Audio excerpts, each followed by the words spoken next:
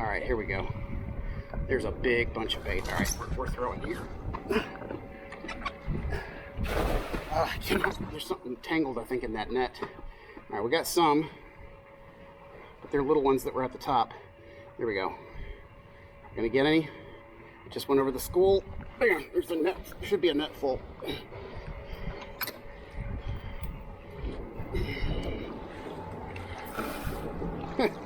Not a single shad. This is the reason why I'm not catching any. See how small that shad is?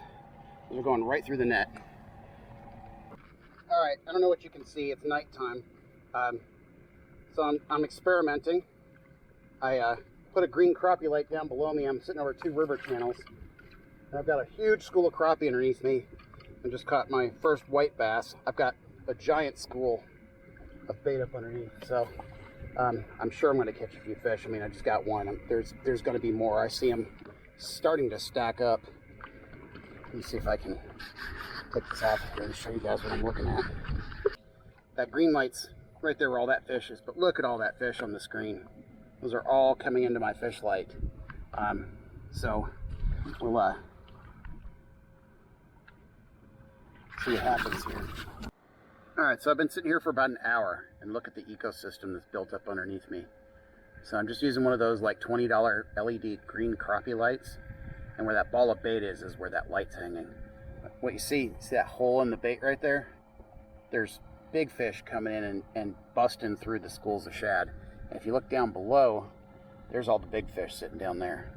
So I'm putting my shad down there and I'm getting white bass. Quite a few.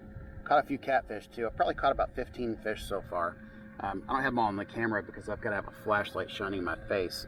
But I'm just anchored up, sat in a spot, put out the green light, and just wait for the bait to come to you, and then the fish follow the bait. So, in fact, I'm about to run out of shad, so I don't think getting more shad is going to be a problem here.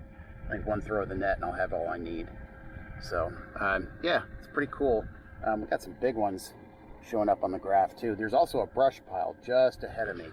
Let's see if I can turn the fish finder. Yeah, right there. So right there is a big brush pile that has some fish sitting on it. So when I'm finished here, I'm going to scoot forward under that brush pile. In fact, I might just crank the anchor and scoot forward. See if I can get over it a little bit more so I can catch some crappie down in the brush pile too. All right, guys, I think I got this figured out. Let's see. Dropping this down. Going through the bait.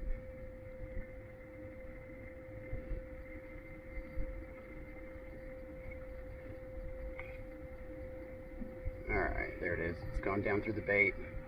We'll let it go down pretty far, past the fish. And what I'm going to do is I'm going to just crank it like 10 times and then stop it. And just let it sit. Then I'm going to bounce it and I'm going to let it sit. Lift it up and then we'll just let it sit. Bait and so many fish on the screen. It's hard to find them. Find the jig, drop it back down. When it's dropping, it's like the only object that you see that's going down. Everything else is, you know, kind of sitting on a plane. All right, I think I'm on the bottom. So now I should just be about 5 or 6 cranks up. So let's see what happens. A couple pops.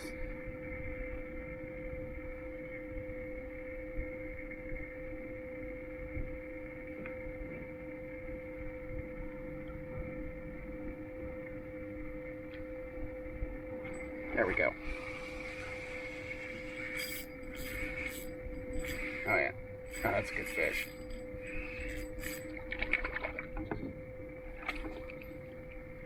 Yeah, these are all big sand bass. Oh, this one's not so big, but the other ones sure have been.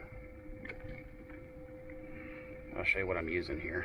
I was using live bait, but it really wasn't working. It was boring too. Just sitting there, not doing anything. Went live on Facebook and hey, buddy. Come on. Alright, he's under my seat, so he can hang out there a while. So this is what I'm using. I'm using like a crappie jig with a bigger jig head on it. Hopefully that's not blinding you. And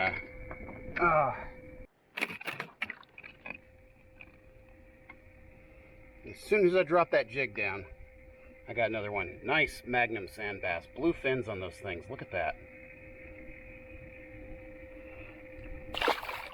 I hope you guys are seeing more than just my headlamp in the lens.